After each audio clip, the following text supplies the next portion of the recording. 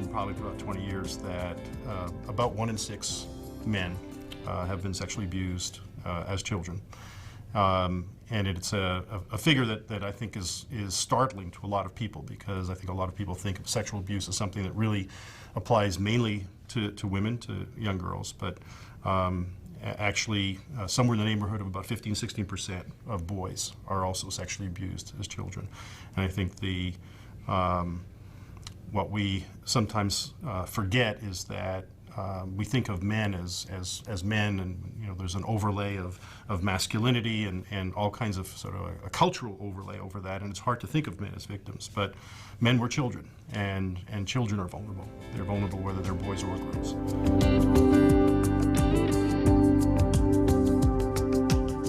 Well, I think we have a fairly massive blind spot culturally as a society. I mean that everybody. And the blind spot is that it's very, very challenging for us to see men as victims, victims of anything really, but especially victims of sexual violence. And it's paradoxical because, of course, we're really talking about children. And I don't think people would find it hard to imagine children, even if they're boys, as being vulnerable, as being potentially victims of sexual assault and sexual abuse. But people do find it hard once that boy is no longer a boy, even once they've turned into an adolescent, and certainly once they're into young adulthood or adulthood and they're now full-grown males. People find it very, very difficult to imagine them as the children that they were, and to imagine that they may have been sexually abused as children. And of course, it's not just everyone else, it's the men themselves for whom this is an enormous conflict. And so I think it permeates really every institution, every aspect of society. I think it's startling for people when they read the headlines about this scandal in Penn State. It's startling when the revelations that have come out around the Catholic Church and other religious institutions, the sexual abuse of children and boys in those contexts. And I think it also permeates the helping professions and the institutions that are there to help victims and survivors. And it's getting better. There is more awareness, and the tragedies of Penn State and these other scandals that have erupted do have a positive effect in increasing people's awareness. And there's more interest and there's more awareness of the need to develop the expertise to make sure that the people who are there in rape crisis centers, in state coalitions, and in the various organizations that we have available for survivors of sexual violence, to be trained to also be there for men. So I think the root of the bias or the blind spot is purely that everything that is really at the core of sexual abuse and sexual victimization, to render somebody completely vulnerable, completely powerless and helpless to stop this from happening. The fear and the terror that the victim experiences, all of those things completely contradict our cultural notions of masculinity and what it is to be a male. And that makes it extremely difficult for the man who's been abused, for the boy or for the adolescent who's been abused. And it equally is difficult for everyone else to imagine it, to keep it in consciousness and awareness. So one of the things that happens, of course, is you get this collusion that in which men who were sexually abused as children or adolescents start to, they manifest symptoms, they start to develop problems as a result, just like anybody else would, or many people do. But rather than walking into a therapist's office or into in some kind of rape crisis center, or rather than saying, I'm having these problems, I'm having these symptoms, and it's because, or I think it's because, instead of that, they may become depressed, or they start abusing substances or drinking too much, and they don't identify the problem. And then the collusion is that the provider, the healthcare provider, whoever it is who's working with them or there to respond to them, doesn't readily see the possibility that this could be trauma-based, could be a result of sexual abuse, and so they don't ask the questions. And so you get this sort of collusion, and for that reason, we have very good research showing that in substance abuse programs, up to 80% of the men in those programs have histories of trauma as children, and much of it or most of it sexual abuse. And yet, for years and years and years, there has been no awareness of this, and certainly no component of treatment for the trauma in addition to the substance abuse problems. Probably the two most pernicious myths that are most damaging both to men themselves and also in how men feel they are perceived if they've been sexually abused. One is the myth that somehow the sexual abuse of boys has something to do with homosexuality. And the men themselves, I'll start with that, the men who were abused worry either that they were abused because it means that they are gay, or they were perceived as gay, or this makes them gay, or some very confused mixture of all that. And very often amongst the men over the years that I have worked with and interviewed and done therapy with, that kind of confusion can last for decades. And so they're scared to think about it, they're scared to talk about it, they're scared to even get information about it. And so they are left really just in this sort of state of anxiety and confusion and lack of information.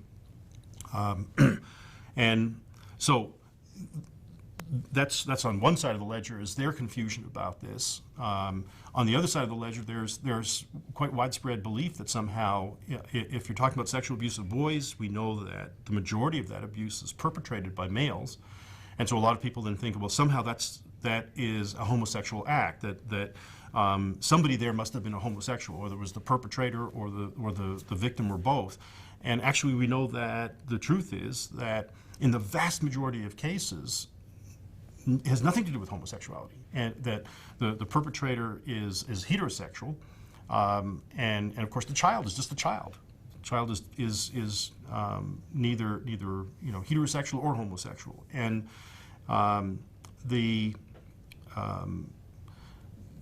but the myth is still so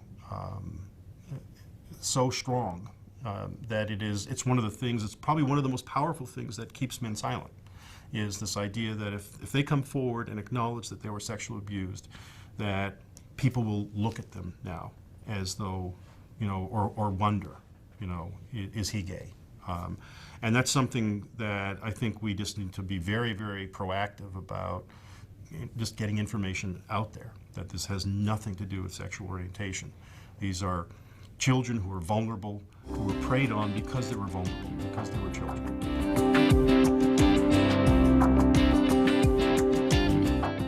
There's a great diversity of offenders, of course, but we do know from the work that I and other people have done with offenders that there's a certain percentage, at least, of sex offenders who very deliberately and specifically target male children because they know that male children are less likely to disclose.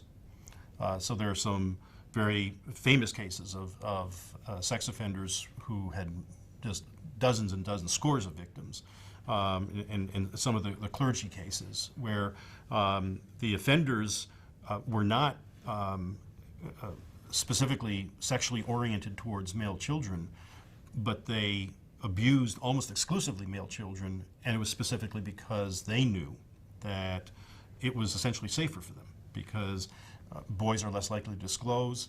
If they do disclose, they're less likely to be believed. And so there's less likely to be any kind of reaction, any kind of investigation.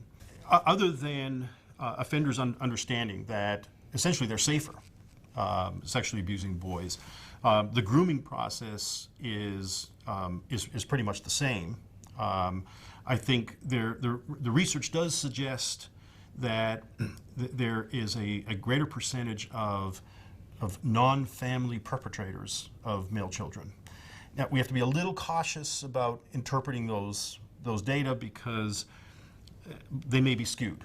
And it's sort of very simple to understand the possible skew. If you have a very small percentage of these cases ever being reported, the likelihood that non-family perpetrated cases, there's a greater likelihood that those cases will get reported.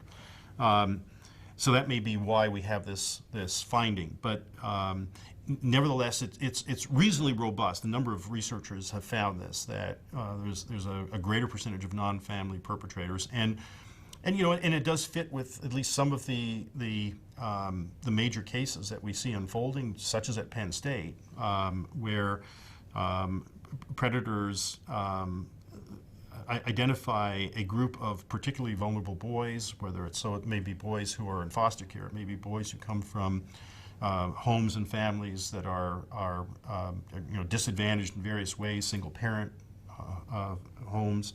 I know from some of the cases that I worked on, clergy cases, the priests would focus on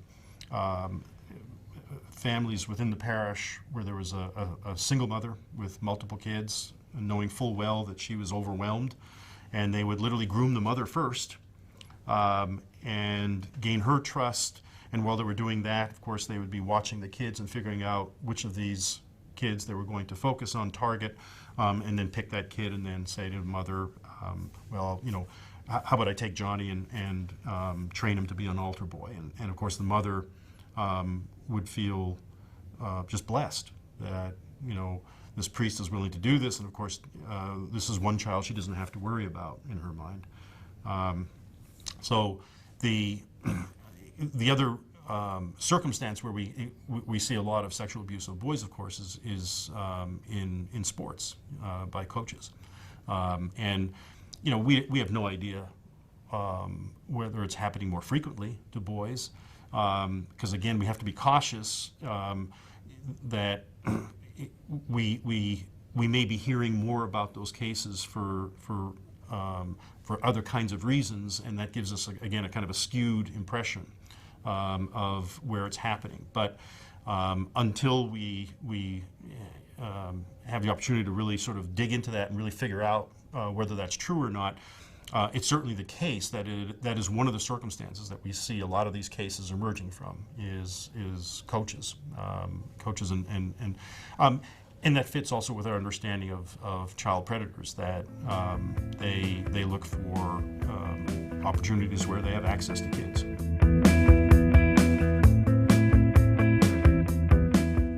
Well, I think the empowerment model is crucial, certainly for all survivors, but there's obviously for male survivors, almost invariably they have spent years in hiding, essentially.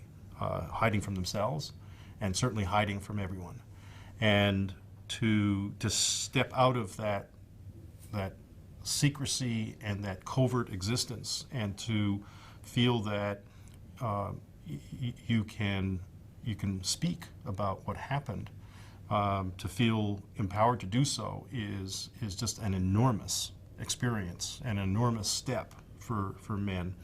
And I've witnessed remarkable moments of this, of men, sometimes in individual therapy, but oftentimes in groups, sitting down in a room for the first time and seeing other male survivors and realizing that it's not just them.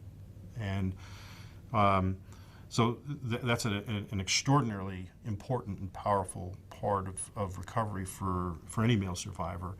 And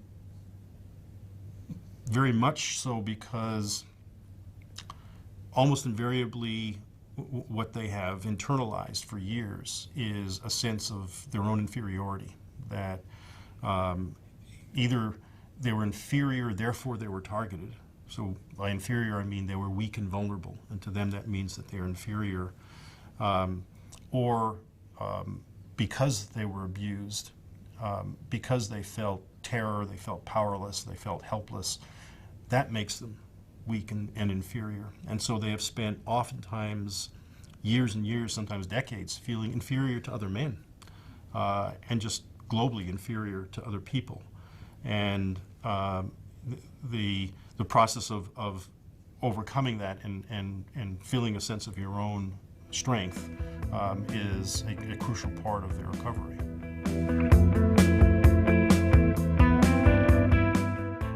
I think this is going to be an interesting process as we I'll be a little optimistic and say as we see more and more men coming forward, going public, sort of about what happened to them, and also seeking services. It's going to be very interesting to see how a field of resources and advocacy and so forth that has really grown up in order to provide help and services to the vast numbers of women who were sexually abused, and both as children, as adolescents and adults. How is that system going to work for men, and is it going to work? And I believe it can. But I think we're in for some interesting times, and a learning process. So, I think, bottom line, I think we all need to remember that, yes, there are unique issues that men face, and there are unique issues that sort of define the recovery process for men. There are also unique issues involved in reaching out, doing outreach for men and so forth. But we're talking about human beings, and the essential response to trauma, and even the essential response to sexual trauma, is mostly the same for men and women. I could well imagine we'll call it an advanced group for survivors of men and women being in that group and talking amongst themselves and to each other about these issues. And sure, you'd hear the differences, and you'd hear some very important differences, but you'd also hear an enormous amount of similarity. So there's that. So we have a community across this country of a network of resources that has been built up, painstakingly built up, and sometimes painfully built up over decades to provide services for sexual assault survivors and sexual abuse victims. And that's something that, it's a resource that we simply have to use and adapt to allow it to be an effective vehicle for providing services to respond to men as they start to come forward. Now, some of the differences, there's some men who could walk into a rape crisis center or to a women's center right now, and if there was the proper kind of welcoming, if there were posters and ways for men to understand that these are services not just for women, but they're there for all sexual assault survivors or abuse survivors, that there are men who will respond to that. But we also know that there are some men who won't. There are some men for whom this is such an obstacle, it's such a steep obstacle to take that step of coming forward and seeking help, of acknowledging that they need help, that for them also to walk through the door of a building, of an office that they perceive is essentially there for women, that's an obstacle they're never going to overcome. And so one of the other things I think as a community that we're going to have to start thinking about is, are there also, is there a need for designated services for men? And in this regard, I have a close friend and colleague who for many years has been the director of what I believe to be the only freestanding clinic, probably in the world, that serves male survivors of sexual abuse. It's the Men's Project in Ottawa, and they have a website, and they have recently, they have been mostly a clinical operation, and they have recently they're in the process of transforming into both a clinical operation and also a resource for training clinicians across the country, across Canada. And they've been around for a dozen years now. They have really deep connections in the community. And they have developed a pretty unique expertise about how to reach men, how to reach the different parts of the community that you need to reach to forge ties to get these referrals, to get men coming in, the men who sort of training the community, so training substance abuse programs, training the probation department, training things, the places where we know there are a high percentage of male survivors, mostly unrecognized male survivors, and training them so that some of those men start to come to this clinic. And I believe, but this is an N of one, so I believe that it being a designated clinic that is there for men makes it easier, especially for that part of the male population. So as I said, I think we're looking ahead. I mean, my guess is that ultimately we're looking at a mix of, I think actually the bulk of the work and the service and the outreach is going to be done by the sexual assault community that we have in place. That's where all the expertise is, it's the resources, the experience. And I think for a lot of men, that's going to be just fine. I think a lot of men, we have this idea sometimes that, well, male survivors, they would want to see a male clinician or a male advocate or something. And I don't think that's the case at all. I think a lot of men would be more comfortable talking to a woman than a male. And some would simply be comfortable talking with anybody who is well trained, who's empathic, who listens, and it doesn't matter whether they're male or female. But I also think we are looking at eventually developing an additional network of clinics and services that are really specifically designed for men. And we at 1in6.org are bringing them in to also do training increasingly across the United States.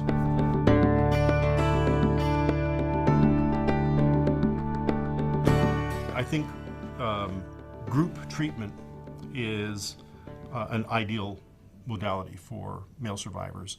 I think there are many men who probably, at least for some part of their recovery, would probably also benefit from individual work in conjunction with group. But I think I would almost always see it as in conjunction. I mean, there might be exceptions, but again, as I said, the isolation, the sense of inferiority and alienation that so many male survivors feel and experience can only really be healed through sitting in a room with other men and talking to and with other men and hearing other men talk about their lives and their stories. So I think it's an ideal format for this for male survivors, as it is for so many female survivors as well. But I do think that for many men, there will be a need at some point for individual work, just simply for the time that they need to deal with the many legacies of the abuse. And in terms of the specific sort of modalities of treatment, I think in my experience, the clinics that use really a sort of a multiplicity of approaches tend to be most flexible. And so there are, the Men's Project has actually a fairly well-defined program of a sequence of groups, of an initial kind of psychoeducation group, and then getting more and more advanced and more intensive. And there are clinics, designated trauma clinics that increasingly have moved toward a sort of a incorporation of many different modes of treatment and facets of treatment, including yoga, meditation, treatments that work on one side of the ledger. In neurobiological terms, these things like yoga and meditation have been shown to be very, very potentially powerful treatments for developing frontal lobe networks that are crucial in the recovery process. And so, whereas I think, certainly 10 years ago, those would have been looked at as sort of, weird. Why would you incorporate yoga and meditation in a treatment for trauma? We now know from very, very solid and sound neuroscience that actually these are very, very powerful treatment modalities and work well in conjunction with the kinds of cognitive behavioral treatments and other forms of treatment, including group work, that really serve to they're forms of exposure treatment for the traumatic memories that happen in the context of a very different experience, so that whoever the survivor who is going through the process of exposing themselves to these very painful experiences and painful memories is now doing so in a very, very different environment. And sometimes, that can be with an individual therapist in a very powerful way. It can also be extremely powerful when it's in a group of individuals who you've come to trust enough to talk about these things openly.